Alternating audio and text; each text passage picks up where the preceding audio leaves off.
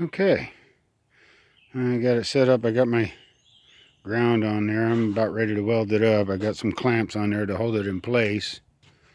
This is what we're gonna do. We're gonna get right along here and run a weld here, and then the same thing on the opposite corner once I flip it over. But I'm gonna get a bit of a weld going here, and then I'll have to tweak it down there at that end, because you can see there's getting just a little bit of a gap down here at this end. That once I get a weld at this end, then I can come down to this end and squeeze that clamp a little tighter and throw a small bead there.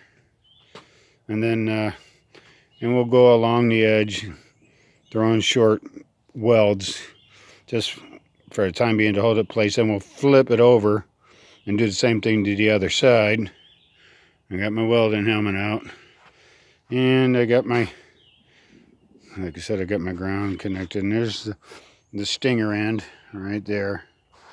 I'm going to use these rods here. These are the 60-13 rod. Now I'm sure I'm going to get people saying, oh, that's the wrong kind of rod to be using for that type of metal and crap. But I've never really had a problem with these. It says right on it there. Let's see if it'll focus that close.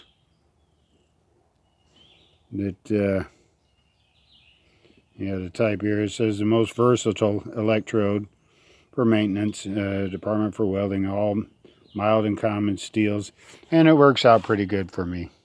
The 60-13, 60-13 and 60-11. Then we're going to come over here to old trusty Rusty. That's my Lincoln welder. That thing's old. That thing's older than I am, and it's starting to form a little rust on it.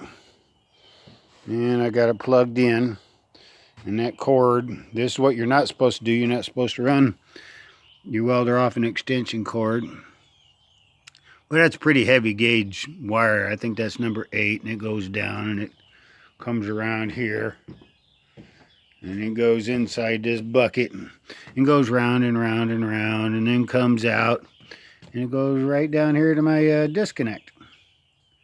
So let's see how this goes.